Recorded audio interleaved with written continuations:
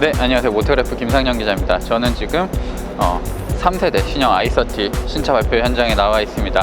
바로 제 뒤로 보이시는 이 차가 신형 i30가 되겠습니다.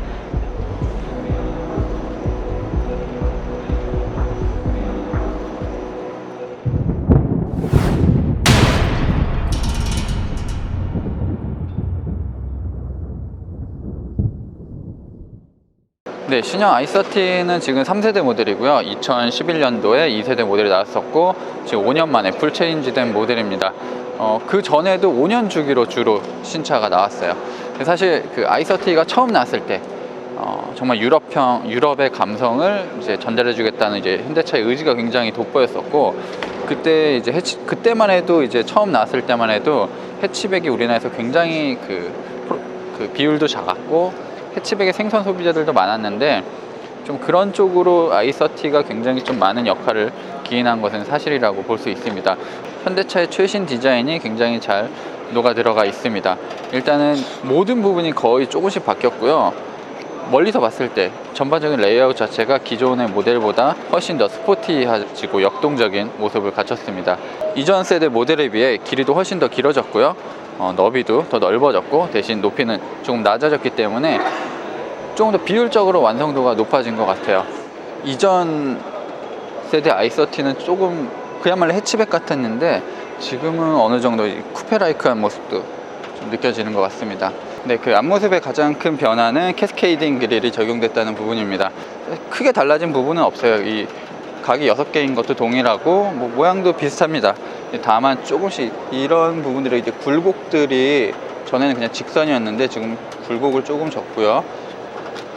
이 모서리 부분들도 굉장히 좀 부드럽게 좀 만들어 놨습니다. 일단 아반떼와는 조금 차별화된 느낌을 많이 줘야 될 필요도 있었고, 그 소비층도 조금 다르기 때문에 좀 가격이 비싸더라도 편의 장비나 안전 장비를 많이 추가한 것 같아요.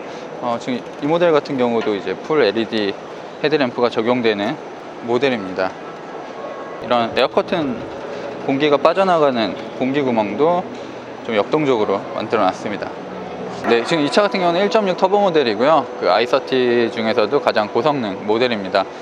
약간 GTI 느낌도 나는 것 같고, 사실 그 세부적인 디자인은 어떻게 보면 기아차랑 조금 닮은 것 같아요. 기아차 카렌스 이렇게도 좀 떠올리는 것 같고, 그리고 이제 테일램프 같은 경우도 LED를 많이 사용해서 더 선명하고 더 캐릭터가 부각되는 그런 특징도 갖고 있습니다. 그리고 이 뒷모습을 옆에서 보시면 굉장히 지금 입체적으로 디자인이 됐습니다. 이렇게 완만하게 떨어지는 게 아니라 이제 굴곡이 상당히 있음을 알 수 있을 겁니다. 디자인하신 분이 뒷모습에도 많은 역동성을 담고 싶었다라는 말씀을 많이 하셨습니다. 사실 그 해치백 같은 경우는 뒤가 이렇게 밋밋하기 때문에 자칫하면 좀 심심한 디자인이 될 수도 있는데, 그런 부분을 좀 없애주기 위해서 좀 이제 굴곡을 많이 줬고 입체적인 디자인을 채용했다고 합니다.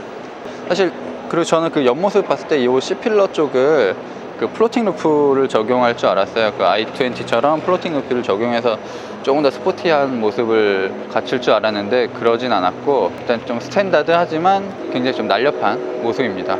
이 서스펜션 같은 경우도 현대차가 여러 가지 부품을 새롭게 만들었고, 인슐레이터 같은 부분들도 기존과 다른 것을 이제 우레탄 소재로 푹신푹신한 재질을 좀 후륜에는 썼다고 합니다. 고장력 강판이 53.5%가 적용이 되어 있습니다. 근데 알고 보면 기존이 27%에 불과한 거죠. 그러니까 사실 요즘 신차가 나오면 느끼는 거지만, 과연 예전의 차든 얼마나 이렇게 좀 형편 없었는지를 조금 느끼게 됩니다. 근데 일단은 지금이 굉장히 좀 잘 해내고 있는 시기라고 볼 수 있겠습니다. 그리고 고장력 강판도 많이 썼지만 이런 용접 부위라든지 구조용 접착제도 110m 이상으로 굉장히 확대 적용했고요. 구형의 경우는 20m 정도에 불과했습니다. 그러니까 여러 가지로 강성을 키우는 요소들을 많이 적용했기 때문에 비틀링 강성 같은 경우도 17%가 향상됐다고 합니다. 해치백의 가장 큰 특징 중 하나인 이제 트렁크 공간을 살펴보도록 하겠습니다. 사실 그 뒤 트렁크가 잘린 만큼 이렇게 높이를 더 높게 쌓을 수 있는 공간이 마련이 되어 있고요. 일단 지금 타이어가 없어요. 예비 타이어, 스페어 타이어가 없고, 지금 타이어 수리킷이 적용이 되어 있는데, 이 수리킷이 진짜 좋은 수리킷이에요. 정비소에서 쓰는 거랑 거의 좀 비슷한 수준의 수리킷입니다. 자, 그리고 이런 그물망들도 마련이 돼 있고 12V 단자까지 이제 적용이 돼 있습니다. 네, 그리고 아주 손쉽게 뒷좌석도 폴딩이 가능합니다. 이 약간 좀 스페어 타이어가 빠지면서 조금 더 많이 깊어졌어요. 좀 깊어졌고, 대신 깊어진 대신 이런 턱이 좀 생겼고 커버를 벗기니까 이게 속에 딱 나와요. 뭐 이 용접 부위도 촘촘하게 아주 잘 되어 있는 것을 볼 수 있네요. 의외로 이런 걸 또 구경을 하게 됩니다. 오, 무거워. 굉장히 무겁네요. 1.4 이 터보 엔진 같은 경우는 기존 이제 1.6 엔진을 대체하는 모델입니다. 사실 현대차는 이제 보도 자료를 통해서 2.0 엔진과 좀 비교를 했는데, 사실 둘은 좀 비교 대상이 아닌 것 같고요. 기존 1.6 엔진보다 월등히 좀 성능적으로 앞서는 엔진입니다. 지금 특히 최대 토크 같은 경우가 거의 뭐 디젤 엔진 수준으로 높아졌기 때문에 가솔린의 그 특유의 그 깔끔한 회전감을 유지하면서도 좀 강력한 힘을 낼 수 있을 것 같은 생각이 듭니다. 그래서인지 현대차도 이 i30를 얘기할 때 굉장히 퍼포먼스를 강조하는 뭐 핫해치라는 말까지 꺼낼 정도로 좀 성능에 자신감을 보였습니다. 또 이거는 왜 이렇게 네, 사진을 찍느냐고 좀 이게 앞으로 왔을 뿐이지 사실 뭐 그렇게 좁진 않습니다.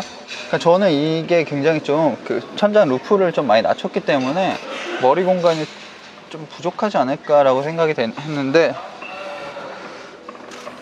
뭐 그 정도로 뭐 크게 부족함은 없을 것 같습니다. 근데 이 세차 냄새가 왜 이렇게 심해? 역시 현대차는 세차 냄새가 굉장히 있어요. 지금 저는 파노라마 썬루프도 적용이 돼 있어서 개방하면 굉장히 느낌이 좋을 것 같아요. 그리고 이 루프 라인 자체도 지금 약간 좀 앞쪽으로 떨어지는 것 같은 느낌이어서 개방감이 상당히 좋을 것 같네요. 송풍구도 이렇게 마련이 돼 있고요. 송풍구에 이런 그 트림에 따라서 이런 악센트를 주는 부분들도 조금 현대차가 요즘 신경을 많이 쓰고 있는 부분입니다. 이게 완전히 프리미엄 자동차는 아니기 때문에 뭐 이런 부분 등받이 플라스틱이나 이런 그물망 등은 여전히 변함없는 부분이고요. 도어 트림 같은 부분들의 소재들도 너무 싼 차라는 느낌이 이제는 그렇게 많이 들진 않는 것 같아요. 이 차는 가장 저렴한 모델인데 몇 가지 좀 패키지를 넣어서 이제 이 운전석은 아마 전동으로 움직이고요. 이쪽은 이제 조수석은 이제 수동으로 조절이 됩니다. 자, 스티어링 휠은 이제 위아래로 작동이 되고 수동입니다. 빈터컨 회장이 이제 막 이렇게 움직이면서 i30가 최고야, 왜 우리 이렇게 못 만들어 라고 뭐 하기도 했었죠. 포인트도 그대로 살아있고요. 이런 색깔이 근데 조금 촌스럽지 않나? 네, 어쨌든 일단 디자인적으로 굉장히 많이 변했습니다. 일단 스티어링 휠은 뭐 이 아이오닉에서 보던 디자인과 굉장히 유사하고요. 일단 그립감도 굉장히 좋고, 이런 세부적인 디자인들, 그리고 마감, 이런 버튼의 정렬, 이런 부분들까지도 현대차가 많은 것을 좀 신경을 쓰고 있습니다. 스티어링 휠도 현대차가 진짜 굉장히 잘 만들어요. 그 디커 스티어링 휠도 가죽 알칸타라로 만든 것도 굉장히 좋았고, 지금 이 스티어링 휠 같은 경우도 뭔가 좀 스포티하면서도 조작감, 그립감이나 이런 부분에서도 상당히 좋습니다.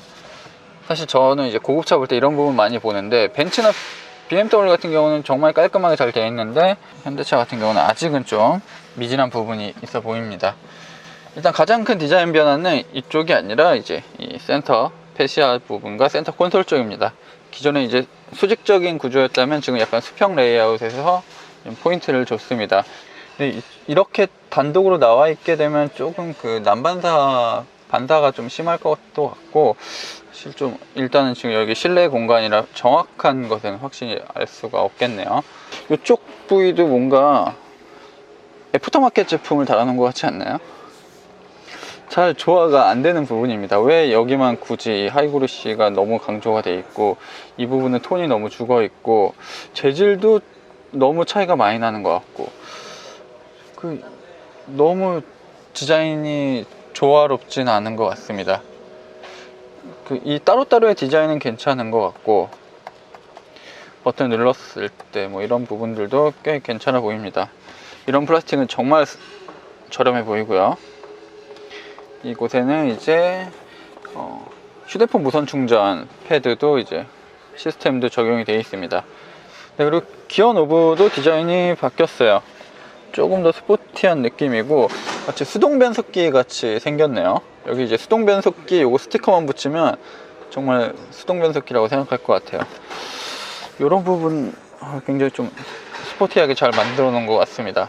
제가 지금 리뷰하는 모델이 가장 저렴한 트림이기 때문에 좀 아쉬운 부분들도 있고, 뭐 그렇긴 하지만 옵션 편의 장비라든지 뭐 그런 전반적인 디자인이나 뭐 레이아웃 발전한 그런 부분은 상당히 좋은 것 같네요. 네, 지금까지 현대차 신형 i30를 만나보셨습니다. 신형 i30는 일단 뭐 제가 주행해 본 건 아니기 때문에 그 엔진들의 변화, 뭐 엔진들이 얼마나 좋아졌는지는 자세히 느껴보지 못했지만, 일단 디자인이라든지 뭐 패키징, 편의 장비, 뭐 안전 장비 등은 굉장히 진일보했다는 느낌이 듭니다. 그리고 또 한 가지 중요한 부분은 현대차가 i30를 고성능으로 이제 자리하려는 움직임이 보인다는 겁니다. 사실 i30가 그렇게 많이 팔리는 차가 아니기 때문에 명확한 캐릭터가 있으면 좋겠다라는 생각을 저도 하고 있었는데, 현대차가 이 고성능이란 카드를 꺼내든 게 굉장히 좀 반갑게도 느껴지고요. 그리고 무엇보다도 앞으로 현대차가 내놓을 고성능 브랜드 N에서 나오는 i30N도 굉장히 기대가 됩니다. 현대차는 그 i30N에 대해서는 조금 함구하는 듯 했는데요, 일단은 소비자들의 니즈를 더 면밀히 조사한 후에 국내에 출시할 계획이라고 합니다. 지금까지 모토그래프 김상영이었습니다.